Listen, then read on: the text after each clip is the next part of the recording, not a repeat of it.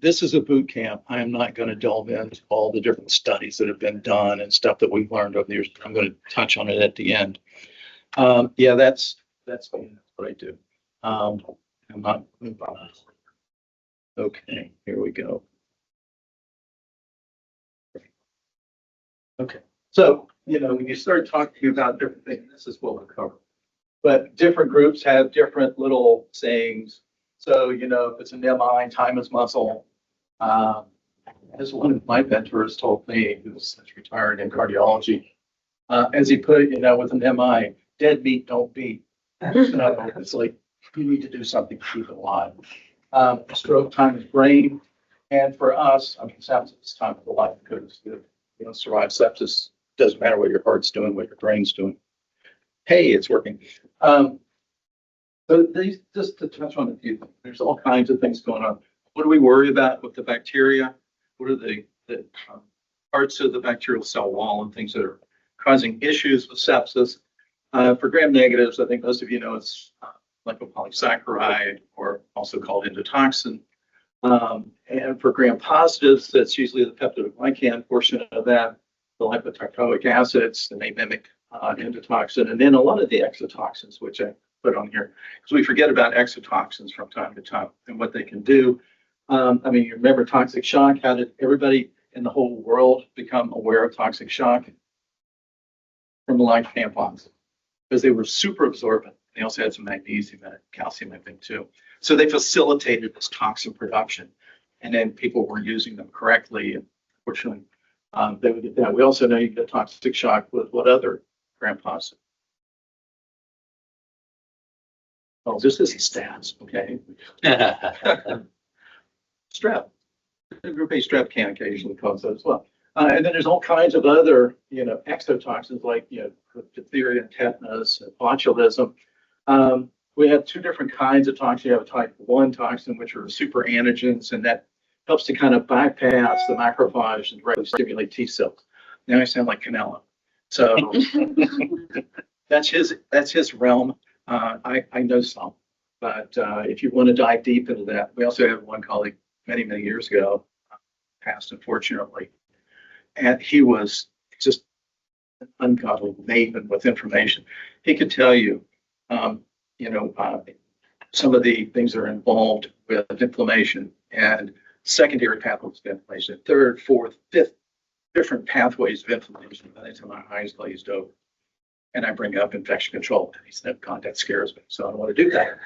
But you need to understand these type 2 toxins cause damage to the host cells, and type 3 interfere with cell function.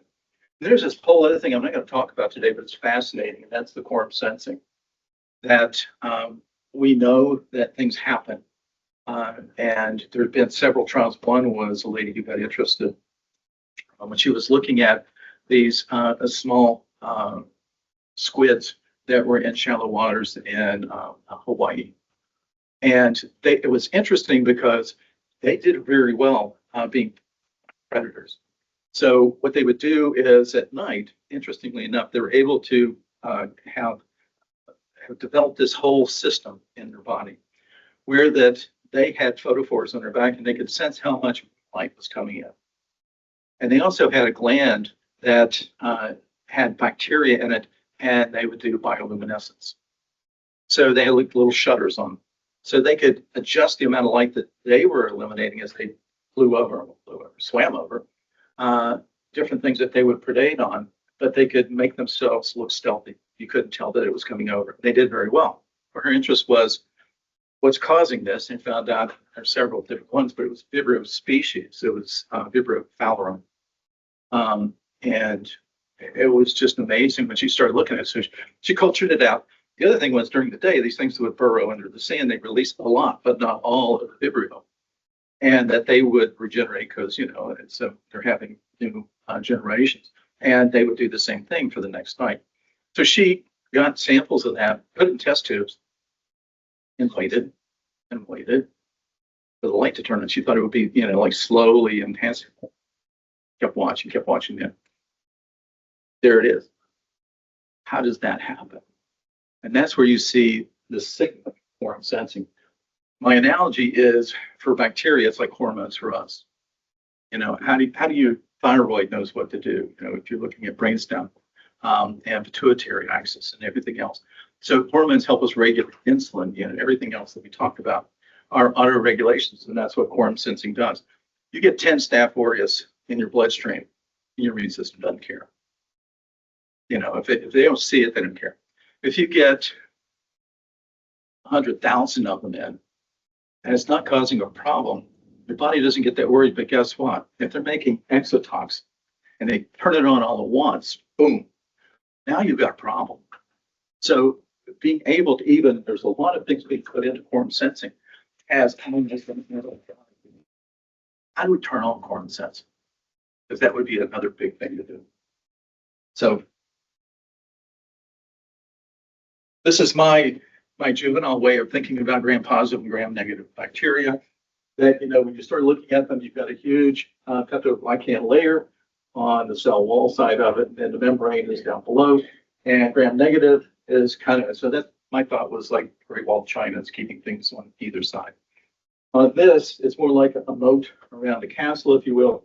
You've got lipopolysaccharide on the outside, you have peptidoglycan in the middle, usually much thinner than with gram-positives, and then plasma membrane. So you do have this periplasmic space with fluid, which can accumulate beta-lactamases. So when bacteria get in, they have to get past this, which is like, if you had crocodiles at the boat or whatever. So it's one way of thinking about it. But it's amazing when you go through medicine and we have more computing power and stuff, what people can do. We know a lot more about bacteria. We know a lot more about human cells. And so just looking at some of this, and some of these are animated, which I can't put on here, but just watching how things are moving is really remarkable. All the machinery that's going on inside bacterial cells, inside our cells and stuff is just remarkable. Wait till you're my age, which is 60. Maybe not. I used to tell people 40, I got laughed at. But these are just amazing. What's this? That's a gram-negative. What is it? A flagella. And it's a machine. We understand how it works pretty much. It's just amazing. There was one bacteria that the pili are unbelievably strong. And if people thought that maybe they could use it as a nano machine, except there's a problem. That gram-negative is Neisseria gonorrhea. I think having a nano machine and putting it into bodies might be a bad idea. So I don't know I haven't seen anything since then.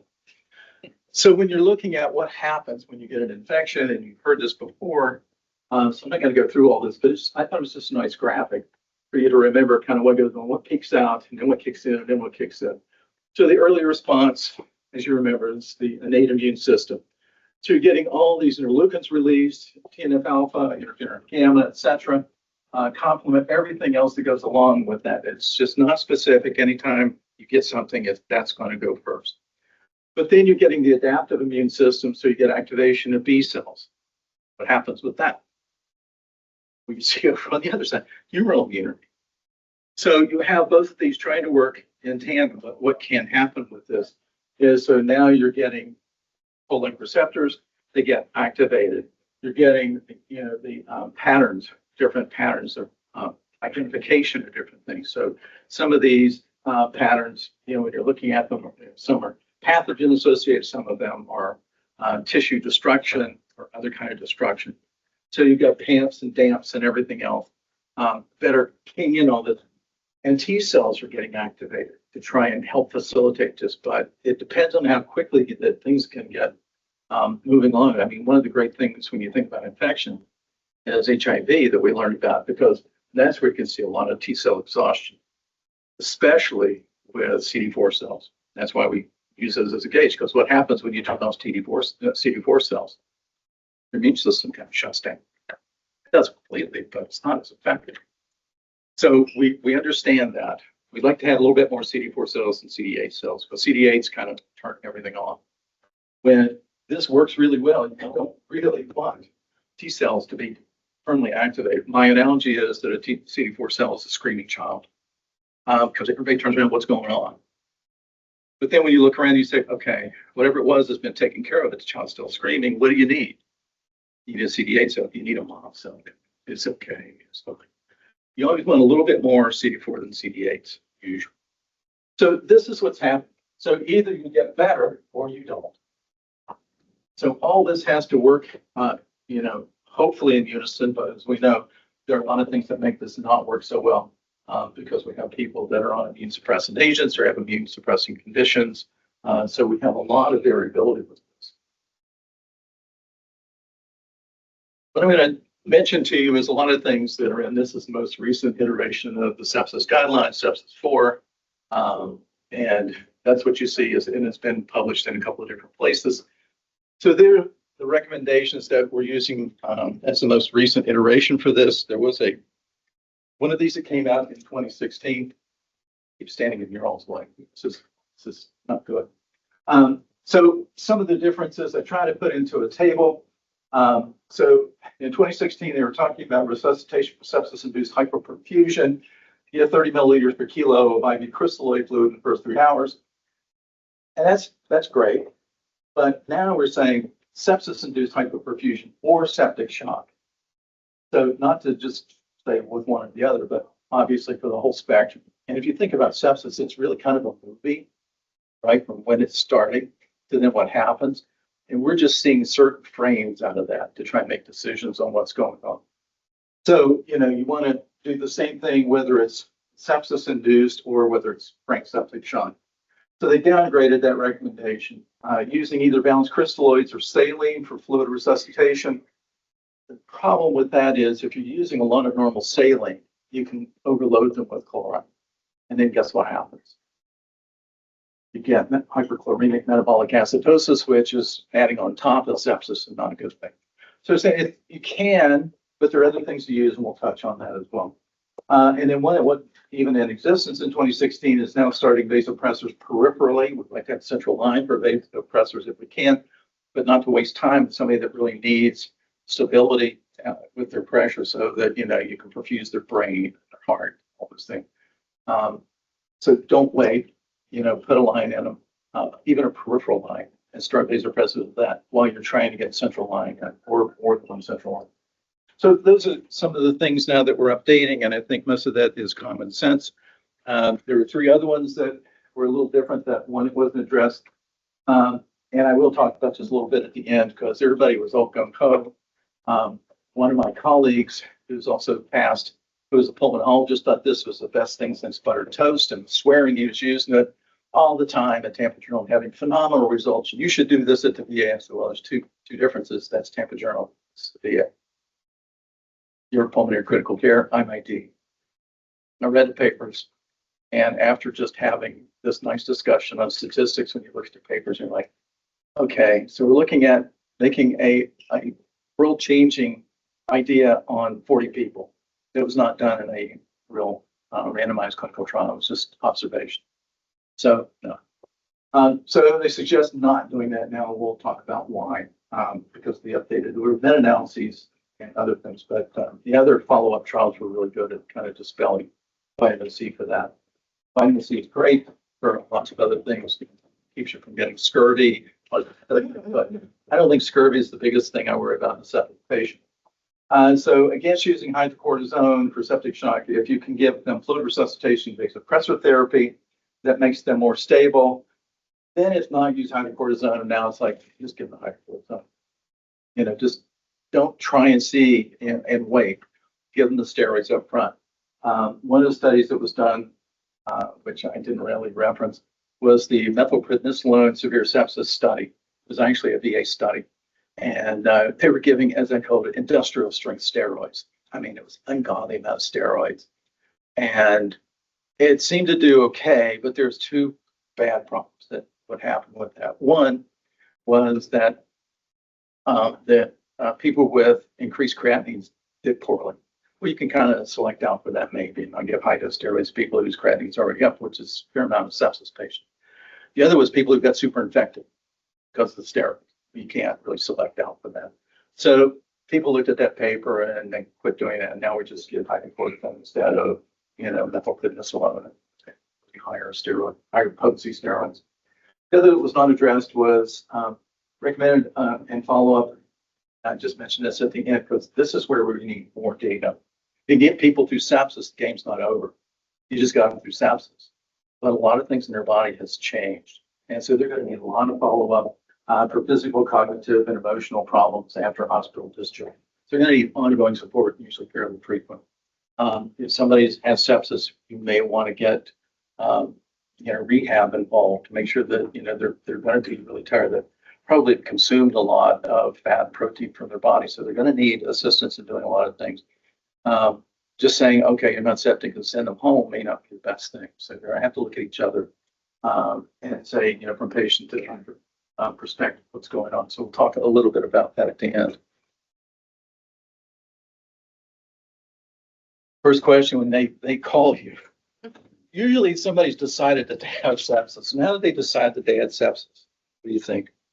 How would you know somebody has sepsis? You just look funny in the ER. So that's part of the criteria. It looks funny in the ER. But it's true. I mean, a lot of things that we talk about. This is what they used to say and here's one of the other ones that I would tell you about. So this was the sepsis consensus conference. Okay, there is what? Guidelines and there's consensus. Guidelines usually use evidence-based medicine and try to make decisions based on what data there is. A lot of times, good data. Consensus is if 51% of people think this is the best thing, that's what happens. It's a consensus. And I've been to a couple of consensus panels when they were doing it live, and you see the egos flaring because the people got it. We want these people up on the stage on our board, but the people with other publications that are just as meritorious not asked to participate, and it gets really raucous. They almost throw things at each other. So be a little suspicious of consensus. Sometimes they're fine. One of the things that happened was they came out with 4 different things. First was SIRS. How many of you know the SIRS criteria? Please make sure you know the SIRS criteria. It's on your phone. You can find it very easy. So you're looking at what? Just signs of inflammation, right? It's a systemic inflammatory response syndrome. So what do you see? You're seeing temperature either high or low. What's better for you if you have a fever or if you're hypothermic? Fever. Yeah, so if you're hypothermic, your immunity is not going to handle this too well. So then you look at heart rate. Well, most people are going to have a heart rate, as things progress because they're going to third space fluid and all this wonderful things that go on with sepsis. Respiratory rate gets above 20 because they're trying to blow off acid, right? So we're trying to, get our acid-base balance back in order. And white count that's either above 12,000 or less than 4,000. What's better for you if you're septic? Higher, because things are working. So if you've got a white count that's 4,000 and you're hypothermic, this is going to be a challenge to keep you alive because things aren't working too well. So that person's going to need as immediate attention as they can get. So you don't want to wait for a lot of things with those people. Other people, yes, you can. So then we get into sepsis, which is basically SIRS plus something that's cultured out, which you may not know originally, but you're thinking this sounds like it's probably better. Maybe you can, if there's a focus, they come in, they have a pneumonia, or that they're having bad flank pain, which they stayed at home for the last 10 days because they thought it would get better and it would get better and it never did. And now it's just septic. So, a lot of those things that we have an idea, sometimes we don't know what the source is. We're trying to figure that out while we're trying to keep people alive. This was one of the other things that people talked about in the past, severe sepsis. Good thing you don't have to know it anymore because it's not in the guidelines. So the only thing you need to know is SIRS, sepsis, and septic shock, which is you try and resuscitate them. If you can't do it in an hour, that's what they need. So they're not perfusing well. I kept this in here because it's one of the few times I can actually show you a Venn diagram. People forgot what a Venn diagram was, and it can be helpful. So what we're looking at realistically is this whole infection related and SIRS. And it's also useful to tell you can get SIRS from other things that are non-infectious. And that's one of the things to think about in people is there something else going on? Is it due to trauma, burns, pancreatitis, other things that can give you, a white count of 12 to 13,000 or more than that. And then what do people do? They see an elevated white count. Maybe they see a fever. There is an equation. I will trip over that and I will mess up the board. which is Use the black one. this is going to be a randomized clinical trial to find out which one of these works. Yes. Okay, so Yes, see.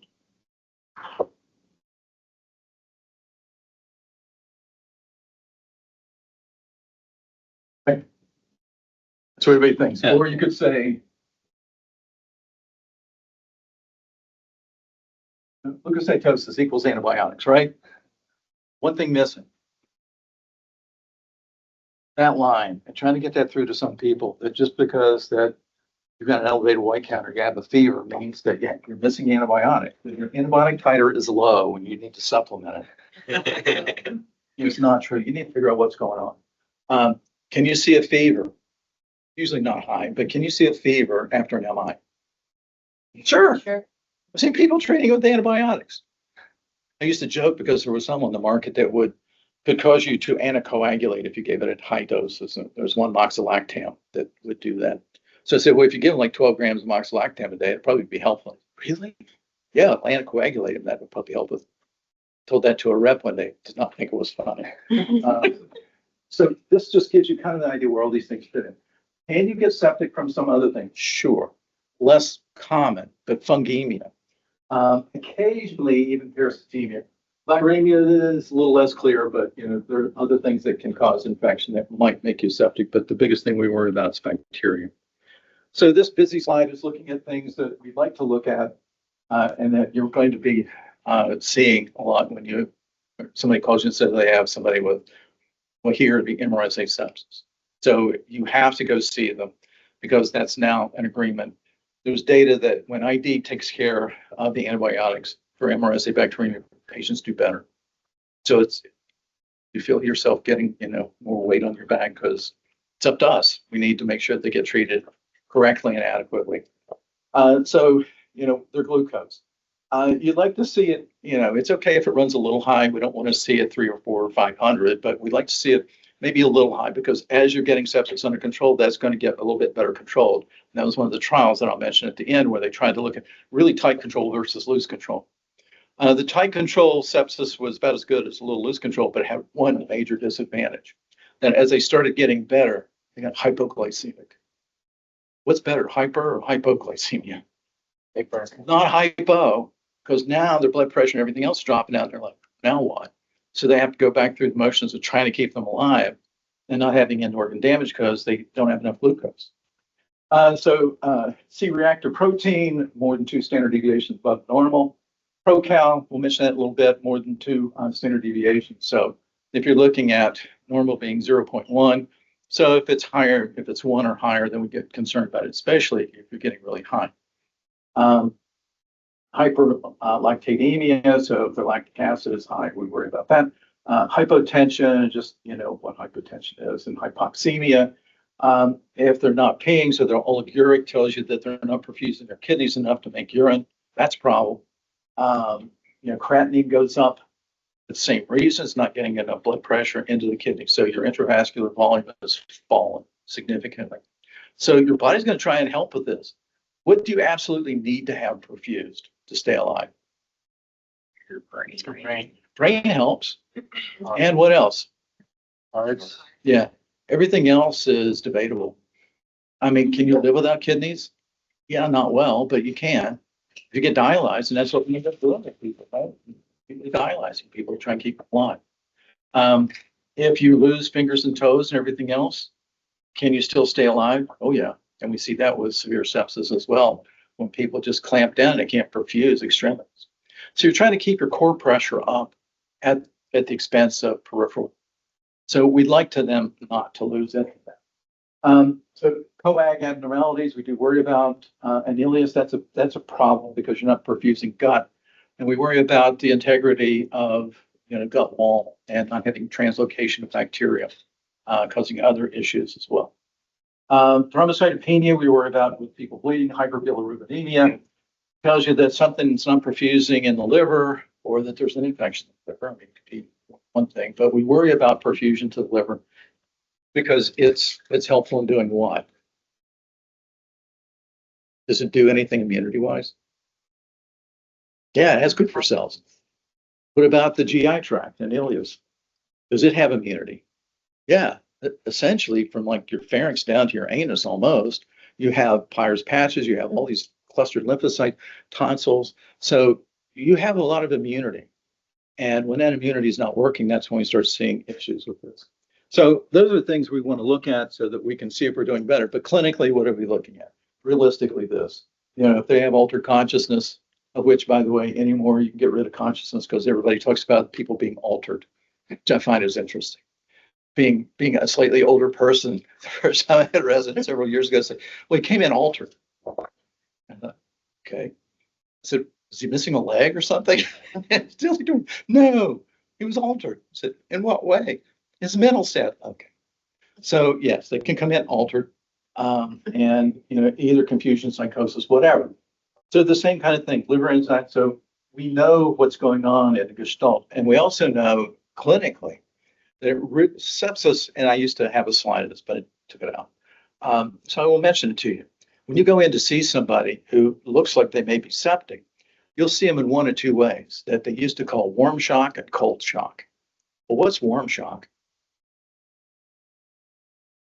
Okay, well, they're alert. They're probably perfusing, they're probably, tachycardic, febrile. They're warm to touch. They're hot, maybe hot to touch. And so they may look reddish, so they talk about warm shock. Then when everything starts to crash and they can't perfuse and everything, then you get cold shock. Now they're not perfusing their brain or any of the organ systems. So you get this multi-organ failure syndrome. So now they're cold and clammy and not doing well. So you kind of know where you are just even clinically and looking at people and talking to people. So does this make any difference to have these definitions? Well, before, and it was funny because Roger Bone, when he was still alive, came and took credit for coming up with all these different stages of sepsis. So we could actually do clinical trials and investigate to see, can we impact this? But realistically, why is it important for us? So you can get money, and you have to code it right. So that's why coders are important. So you have to know you can't just put septic shock. You need to put down, if you know the organism, put it down. You need to put in anything else that goes along with it, because the more information you put in, the more you get paid. It's like saying UTI, unspecified. Oh, you'll get $10. Good. I could probably teach a 10-year-old to do that. But if you say that they, had acute cystitis due to blah, blah, blah, blah, with hematuria and other things, hey, your price just went up. So make sure that you put all the information later on in life into coding. Then it came out that, this is a great thing to do as well. We started doing qSofa and qSofa. So what is SOFA? My preference is something I sit on, I can get comfortable with it. This is different. So you're looking at everything that you see on there. Sequential organ failure assessment used to be that everybody wanted to do that. And oh my God, I don't remember all this. Well, it's on your phone. You can look up, there's an app. Yes, there's an app for everything. So you can look up the whole SOFA, which took some time. As you see, it's looking at cardiovascular, respiratory, coagulation. It's even on the next slide as well. Glasgow Coma Scale, liver and kidneys. And the worse it gets, the more points you get. So then you can look at that score. qSofa is a little different. It was the quick SOFA, or the sofa that's more comfortable. So we're looking at low blood pressure, respiratory rate above 22, and a Glasgow Coma Scale that's less than 15. If you had those, then it's like, this is not good. So they tried to look at this to see what was better, SIRS or qSofa, and what looked better for mortality, what looked better for trying to move things along. And so what you see was this came out in 2016 that the SIRS criteria of sepsis is being replaced. They're found to possess too many limitations. The current use of 2 or more SIRS criteria that identify sepsis was unanimously considered by the task force to be unhelpful. What was Dr. Pashkova talking about? How things change, more data comes out. So when they started looking at chest in 2018 came out, and they started looking at all the sepsis cases, and they said, yeah, SIRS is much better than qSofa for sepsis diagnosis, and qSofa is maybe a little bit better in predicting hospital mortality. So what do you need? You need something to identify an acute SIRS. There's a couple of other things that you can use as well, and they're also in an app of the News and Muse which is just looking at the early warning signs, and they're very similar to SIRS. So pick whichever one you like. Most people use SIRS, but be a rebel. So it gives you an idea about when do you want, to punch the clock and say, we're in sepsis. So now we're on time and we got to get this under control if possible. Oh, I'm sorry. I meant to mention, I just added in here that they were saying, well, it was against, I'm sorry, wrong one. That's coming up soon. So, what are we looking at? What's the source? Because you need source control. If you have an abscess someplace, drain it.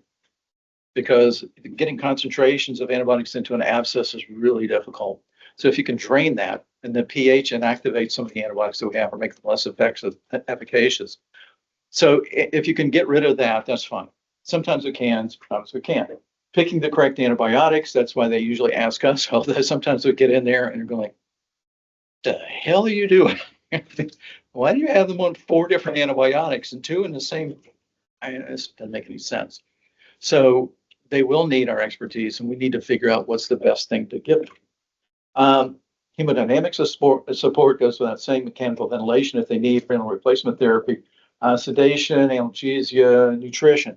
They got to feed people even when they're septic, one way or the other. Either give them TPN, or if you can put a tube down, they don't have an ileus, you got to feed them because they are cannibalizing inside themselves to try and stay alive. It is not uncommon for people to lose a significant amount of weight after having sepsis. So they are going to need all the follow-up stuff I'll mention again at the end. And hematological support, if they need it, most usually do, and other supportive measures as well. So, we're looking at trying to find out what is the highest mortality things, what do we need to move on quickly. So the things that usually have the highest mortality is respiratory, a little bit more than intra-abdominal foci issues, and urinary tract. How often do people with simple cystitis get septic? They can, usually if they're on a lot of immune suppressants or other conditions that put them more at risk for it. So if they get bacteremic from that, okay, but usually not. So that would be a source that'd be easy. Other ones, not maybe so much. A nosocomial infection, so they got admitted, they got a line placed, and now they're septic. What do you think the source is? What just happened? Put a line in, it's been in there for 2 weeks. It's not in a great place. They don't have it dressed correctly, or the patient's picking at it and drooling on it, and now that's infected. So, some of these are pretty easy to find out. And if you find isolation of Staph aureus or fungi in blood or gram-negative bacteremia, the worst is polymicrobial because something bad's going on with that. They probably have an abscess someplace. As we talked about before, low body temperature is not good. Age greater than 40, and comorbidities, as you all know, and I don't list them all out. So some of the underlying things to think about with this is, if you can, get a good history. If not, get as much as you can out of medical record that you have. If they came from another hospital, get what they had, what's going on over there. You really need to call and ask somebody.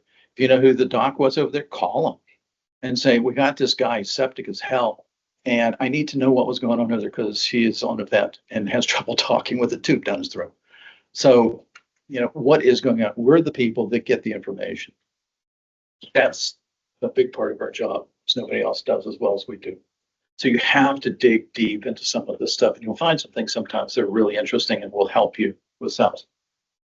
So if they've had a splenectomy, it puts them at risk for certain organisms. And the mnemonic that Jim Cullison and I came up with a long time ago was, since they don't have a spleen, what's left? The splenic bed, right? So you take it out, that's what's left. It's been now changed to beds, whichever that you like. What are the organisms that is the mnemonic trying to wind you up? Strep pneumonia. Salmonella. Sure. So Streptococcus pneumoniae, because all these are going to be predominantly encapsulated. B, Babesia. Babesia, could be Bartonella, or Babesia probably. E, that one's easy because that was encapsulated organisms because they don't want to make the acronym long. And D, although it's been renamed. DF2, which is now Say it right. You can. Pathophysiology. capnocytophage. So it's capnophilic. It likes to grow in enhanced anaerobic conditions, right? It's capnophilic. Cyto, does that mean? Cells. So, Phasia, it eats cells and it grows and enhances CO2. So it's capnocytophagia. The other was canomorphosis. So what does that mean? Dog mouth. Literally in Latin is dog mouth. They had another strain of this that was interesting because there was so much back and forth in the paper. In non-splenectomized patients, they were talking about having just cellulitis and stuff from a dog bite. It was called capnocytophagia cynodegmy. Cynodegmy is Greek for dog mouth. And the taxonomists went berserk. I mean, no, you can't mix Greek and Latin. There's no way. They do it in the islands all the time. It's a problem.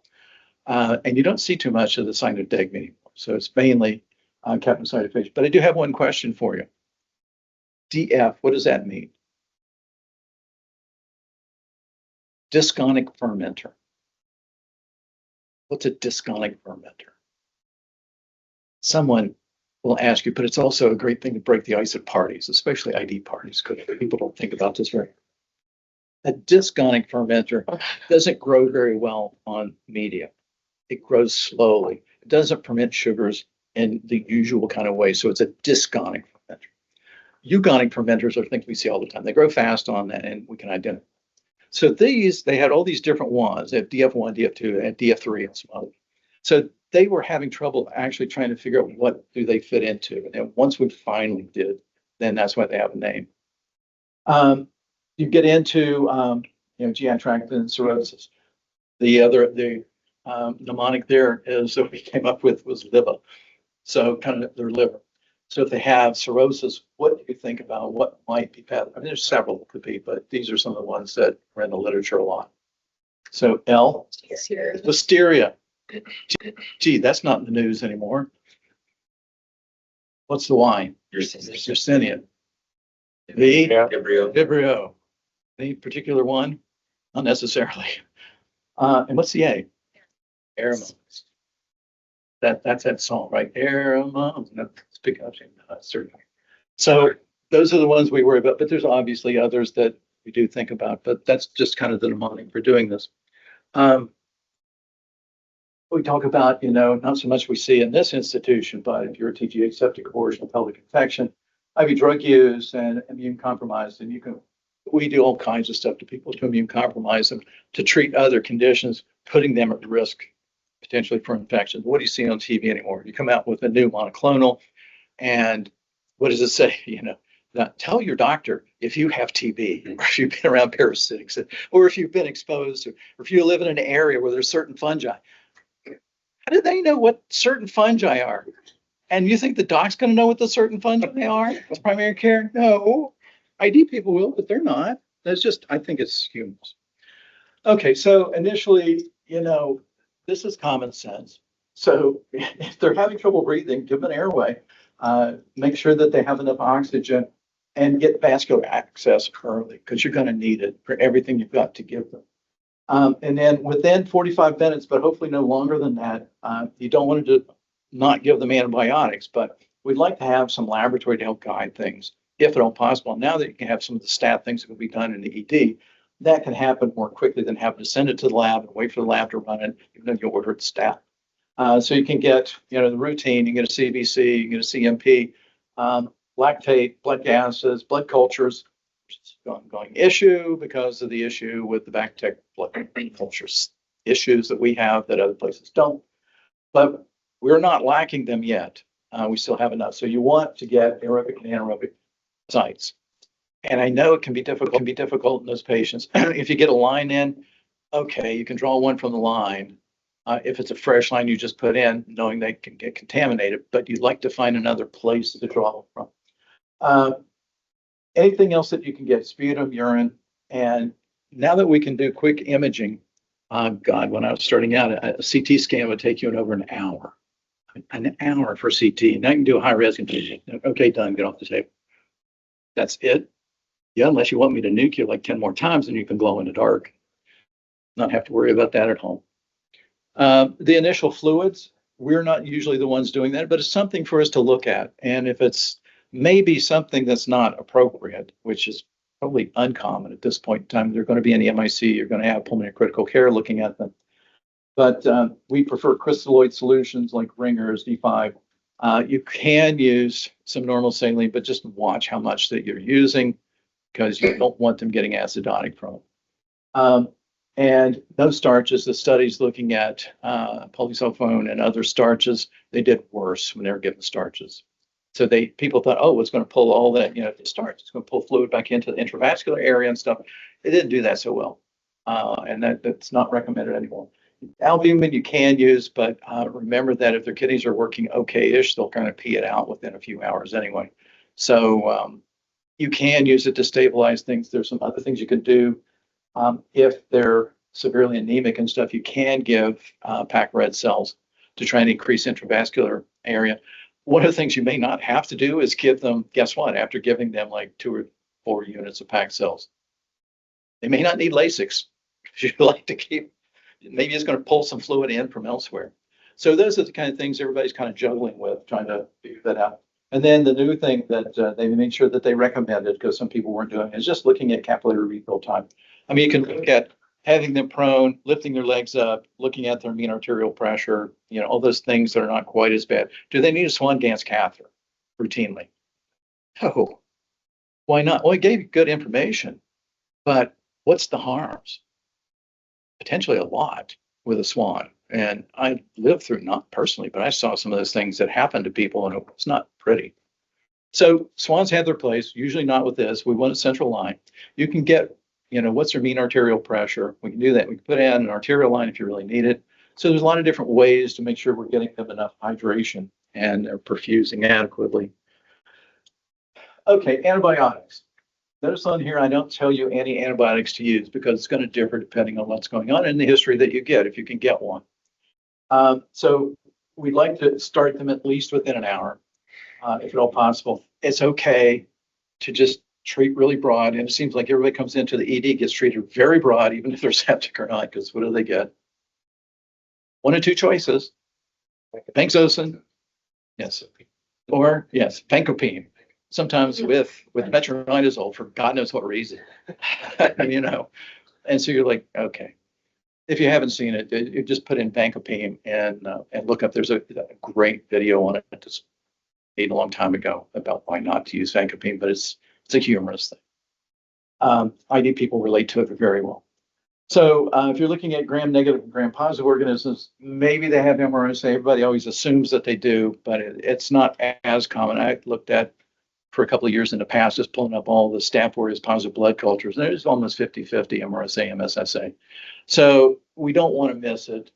So it's okay to start out with, using something to cover that. Maybe fungi, depends on what's going on with them. You'll see more of that at Moffitt than here. But if they have a line that's been in there and been getting TPN or something through it, yeah, you do have to worry about that. What about viral coverage? There is no good data for that. There's just not. I mean, how often does herpes simplex give you sepsis? Even if you're immune compromised. I mean, that correlation might be a little fuzzy. So there's no consensus for that. And CMV is really more what we're thinking about. It depends. If it's an organ transplant patient and something and it's fresh or whatever, then okay, maybe you might do it just to make sure you're not missing something. But as the primary focus, maybe not. If you're concerned, let's say that they were just in the hospital 2 months ago, and it's a 70-some-year-old person who had acute cholecystitis, and surgery wasn't really excited to want to do a cholecystectomy on even a lap chole. So had IR put a cholecystotomy tube in him, and so he got stabilized and everything. Went home and grew out of his biliary fluid an ESBL E. coli. Now he comes back. The tube's in there, got jerked around and stuff, probably leaking intra-abdominally. So you're pretty sure you know what the focus is, or at least you hope you do. Do you want to put them on something to cover that ESBL? Yeah, because it wasn't that long ago. And, if let's say that, it was susceptible, let's pretend that it was susceptible to piptazo. Would you want to start them back on that? No. You're going to give them the best coverage, so you probably want to give them a carbapenem. So we have to think about what could be going on. Sometimes we're surprised we don't think they'd have, an MDRO, but they end up having. If you think it's an MDRO, you can use 2 agents that are of different backgrounds, if you will. So you can use a beta-lactam and maybe what else? Sorry. Aminoglycoside. Sure, an aminoglycoside. So if you're thinking it was Pseudomonas, I'll probably give Tober because there's no breakpoints anymore with Pseudomonas and so you could do that. And if not, then you can use a single agent. Is it wrong to give them a single dose of aminoglycoside if they're septic? No, you can do that. So single doses are okay, but if you're really thinking it's going to be a really resistant, it's probably okay until you can get some data back. Prolonged infusions are better than just pulse dosing, as you well know. So if you can give them, it's fine to bolus them, but then, as we're looking forward, we want to give them extended dosing because what kind of antibiotics are beta-lactams that we usually use for most of these? So how do they kill? You say they pop the bacteria. Yes, they do. They pop the bacteria. But are they time dependent or concentration dependent? Time dependent. So the longer that you can infuse it, the more time above the MIC that they have, so you get better kill. If you have it available, which we don't, but Dr. Cannell is working on his seed grant because he used to do this at UF, is to do therapeutic drug monitoring. We do that for a couple of things. What do we do TDM for? Banco, of course, because we're worried about the harms from that. So we want to make sure you're getting enough, but not too much. What else do we do TDM for? Yeah, I mean, if you're going to use, sure, you can, and it's recommended you do that. But in a septic patient, so we're looking at aminoglycosides and what else? Bank. So we're doing modeling usually. So you're looking at peaks and troughs to try and get the dose. So you're using therapeutic drug. What they were doing and what some other places do is to do TDM for beta-lactams, especially in septic patients, because with septic patients, as you'll see, my analogy that I get rid by Cannell, of using a bathtub to explain the human body when you're septic and not. With the volume of distribution, what you're going to have to plan for in somebody who's really septic. So you want to look at everything else. I mean, I'm not going to read all that to you, but you want to see what else they have lines, they have anything else that you really need to look at. And there's my bathtub slide. So, you have to be careful. Let's say that they're getting better, but they're not quite out of the woods. They're not on pressors, but they're still needing some fluids and they're doing okay. Fever's down, white count's down, but it's not normal or anything. Is that a good time to go from IV to PO? Depends. Depends on how they're doing. Are they eating anything? Well, no, not yet. We're just giving them tube feeds. And somebody who's fluidly septic, am I in a rush to put them on PO? Am I in a rush to get them out of the hospital? No. I'd like to see them doing well. If you think they need it, let's say they have a pneumonia and they responded quite well, sure, you can go ahead and give them, a max of 5 to 7 days. You have to remind patients anymore, even though they find it on the internet, antibiotics kill bacteria. They are not, anti-inflammatory drugs. They will not get your white count down, but they don't treat all that. They kill bacteria.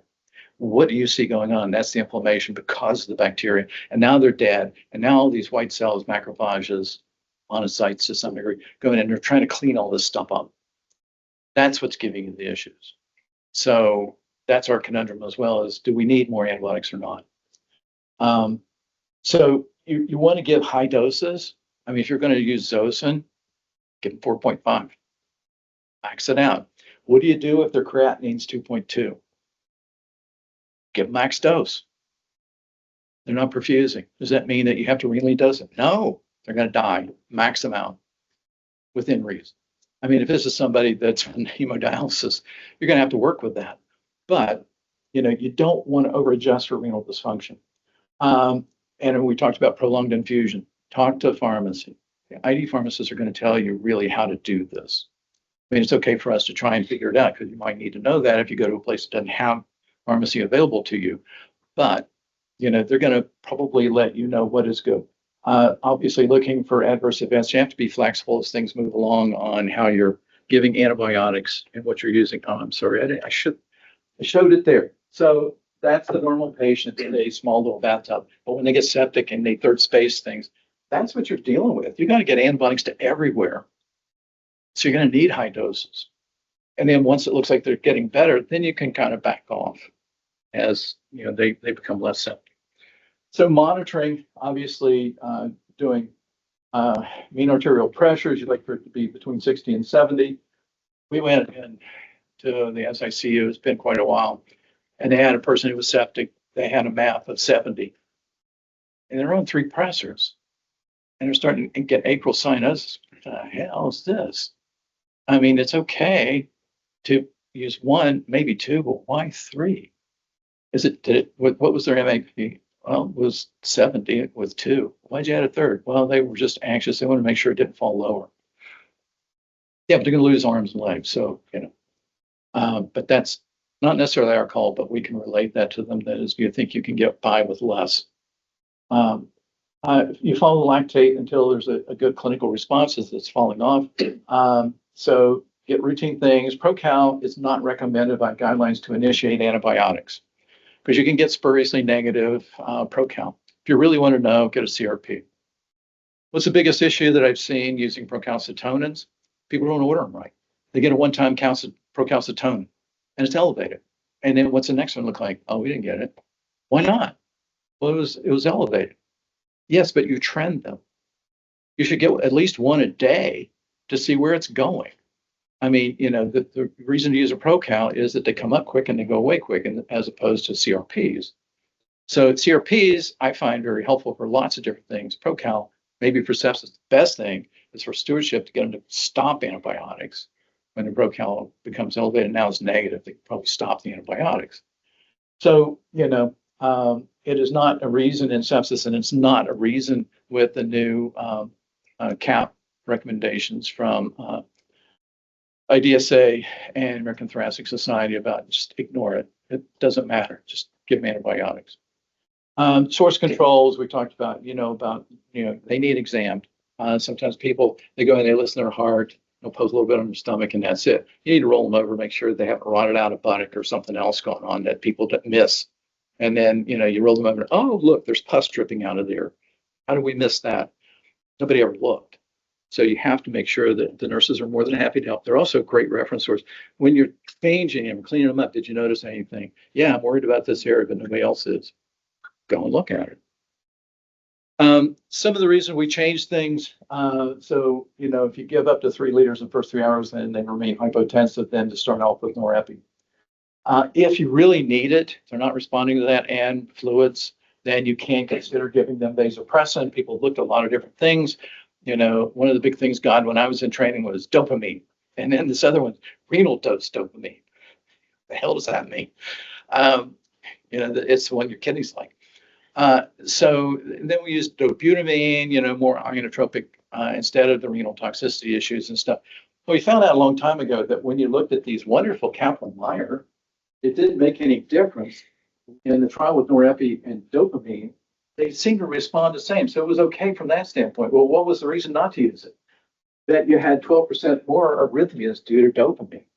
And that's not the thing you want to worry about when you have a septic patient, is giving them a lot of arrhythmias, and maybe now the pump's not working well.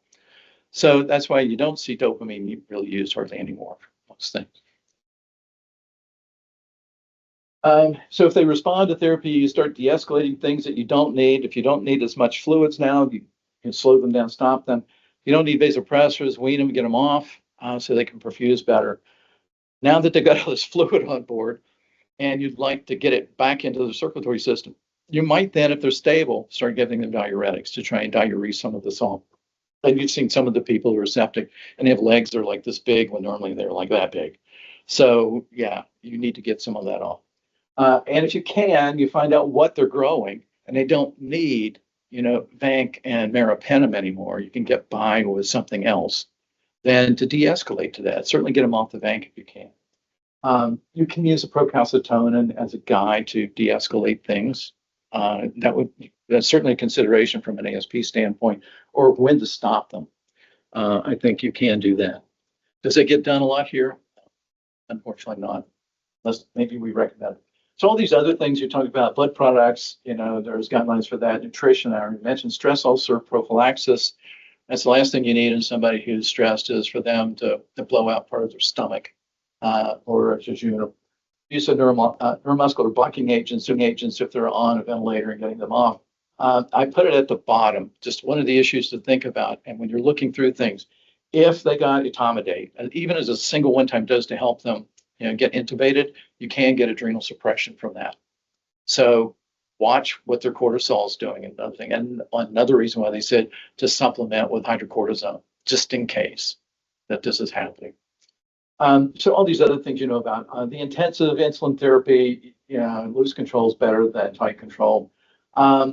Antibiotics are great if they have a fever. The other thing is cooling blankets. My experience with cooling blankets is they're chilling, freezing blankets because people put them at like 68 degrees and put them under a patient. What happens when you do that? Well, the patient starts shivering because they're cold as hell and their core temp goes up. So now they're cooking some of their internal organs. So you don't want to do that. You want to put it at like 85 to 87 degrees where it's cool. It's kind of tepid. That helps much better. So, I've had to tell some nurses, why is this on like 65? Well, they said a cooling blanket. No, that's a chilling blanket. I'd raise the temperature. You want me to talk to your attending? Please. Good. Okay, fine. We can do that. So these are just some things. Most of this, was disproven. This was the original Merrick protocol, was vitamin C, thiamine, hydrocortisone for 4 days until the patient was discharged from the ICU. Yeah, they did get antibiotics, but this and the original trial looked great, but it was just not with a lot of patients. And I'm not going to read through all this, but you can see that they were looking at 2 different small trials, 47 patients and 167 patients with sepsis and acute respiratory distress syndrome. So they lumped people in on this. So what kind of trial is that? There's one Dr. Peshkova didn't talk about. It's called messed up trial, because what in the hell are you looking at? I mean, just lumping everything in. So, reported no effect, 96-hour infusion of vitamin C on organ failure. However, vitamin C reduced the crude 28-day mortality, 30 versus 46% in ICU and hospital-free days. I don't remember what statistical metric they used, but I'm sure it was some kind of Hammerschlag and, Lowell, I can't remember what the title was now, inversion statistics. First time I saw something that was not named that, but something like that, I've never heard of this. They're really reaching for something. If a double-sided T, a student's T, even the normal things we do doesn't show you anything, something's wrong. And then there's lots of very good 3 randomized trials that 872 patients, C doesn't do anything, so it's no longer recommended. If they're vitamin C deficient, sure, give them vitamin C, but otherwise, no. So to kind of end this, these are some things that have happened. This isn't a whole list of things. What I highlighted in yellow is that I had experience doing this during my fellowship and my early years of attending. We did look at anti-endotoxin monoclonal antibodies. The HA1A was a humanized monoclonal. The E5 was a murine. It was really interesting because when the trials came out, they looked at 2 different time frames, and I can't remember now, it's been so long. Let's say E5 worked early on, but HA1A worked better. But they weren't hugely statistically significant, so they decided, with the FDA saying, we think you should repeat this, so they did. So what happened was they showed efficacy in the other areas that they didn't before. And so everybody just threw their hands up and said, forget it. They were even looking at some of the things that got started was looking at TNF, the TNFIs. Not really good efficacy with this, but man, what do they do with other diseases, especially autoimmune diseases? Work pretty well with caveats to increase your chance of getting infection. So that's great. All these things, looking at, antithrombin 3, looking at recombinant human tissue pathway, factor pathway inhibitor, didn't work. Hypothermia didn't work. Hyperoxia didn't work. Hypertonic saline, that was bad. So that didn't work. Now, ibuprofen, let's add ibuprofen to it. You're giving steroids. I mean, what's going to be better than no? N-acetylcysteine, giving them IV N-acetylcysteine. What was the most notable side effect of that? They smelled like rotten eggs. You ever smelled N-acetylcysteine? We used to use it to help break up, biofilm in the respiratory tract. Everybody smelled like rotten eggs. I mean, you go and see, hey, how you doing? Oh my God, somebody had bad gas in the room. But it's a very interesting drug, and it seems to work against biofilm. So people have been actually kind of looking at that as maybe an adjuvant to some of the antibiotics. But nobody's going to fund it because this is generic a long time ago. all these other things, nitric oxide, a bradykinin inhibitor, human growth hormone, selenium, lactoferrin, calcitrol, this dilator that didn't work. All these things were looked at, and it just didn't offer very much at all to sepsis. So that's why we've been kind of struggling as time goes along. That's why you need those things when you're looking at randomized clinical trials. What are you looking at? What part of the movie do you want to appear with? It'd be best if we could figure out who's septic early. That's the best chance of something happening. But if they wait or if somebody misses the diagnosis, then we're into the almost to the end credits, which you don't want to be in sepsis. So that makes it a little difficult to treat them. So I'm just going to throw out some names because people throw them out. You say, oh, yeah, I've heard of that, but you know, if you haven't, don't worry about it. So the intensive insulin, that was the nice sugar. How people come up with these acronyms just slays. I mean, and that's what I mean. HIV is just fraught with all that. You know, we have. I mean, there's all kinds of things that I can never remember. It's like being at the VA and all the acronyms at the VA. It's like people, I don't know what the hell that means. I have to go look it up someplace. So, you know, the nice sugar one, steroids, that was corticus, APC. Remember that came onto the market? Remember that drug? And it said, oh, yeah, it works great. You know, what did it do? It killed kids. That's why it's taken off the market. They did worse when they got activated protein C than in adults, where it didn't really make that much difference. So that was the address, the paralysis shock therapy. Lactate clearance didn't really help. Fluid choice colloid versus crystalloid. That was a split trial. That gave us good data. We said, just no, don't give colloids, give crystalloid. Vasopressin, that was great. And the sepsis PAM trial was looking at blood pressure target. We got some data out of that was okay. It did change the use of not just giving, you know, what we were used to give for people who are hypertensive, giving them, you know, either dobutamine or, you know, other pressors.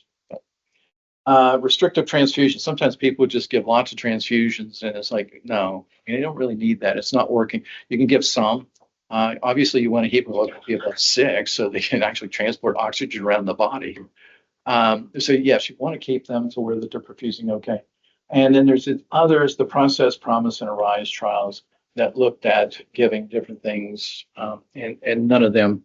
They came out and everybody said, oh, this is great. And then the first one to come out was Process. Then Promise came out and said, no, the Process doesn't work, but you should do this. And then the Arise came out, looked at the other one and said, no, that doesn't make any sense either. So a lot of things have changed.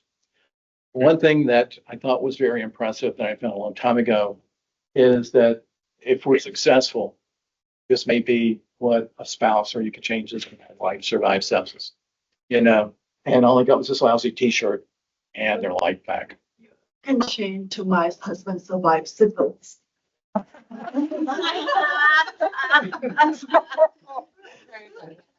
And now I got is this nasty rash. Yeah, I agree. I mean, there's a lot of things. We can do some t-shirts. But that's the name of the game. We want them to survive. But it's not the end of the story. And I think for us, it kind of is. They're better. We can have them off of antibiotics. Realistically, you know, our interaction is kind of gone, but it's fair game to put it in the note. And sometimes you can initiate it. And I've done this. I used to do it during my fellowship, and I had surgeons that hated me because I'd write when you were writing this, agree with doing this procedure and stuff.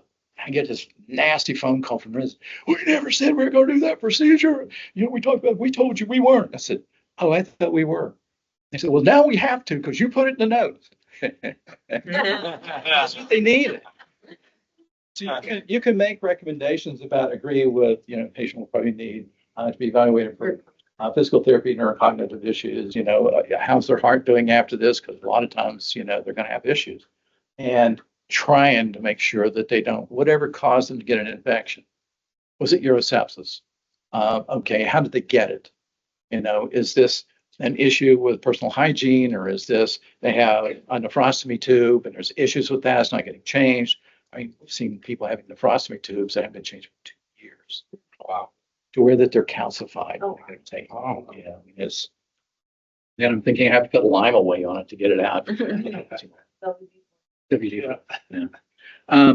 So I will end with this. This is one of the best talks I ever went to. This was a long time ago, and it was published actually in JIT back in 1991. I may still have it around. It was called, and it was by Jerry, oh gosh, I'm going to blank his last name.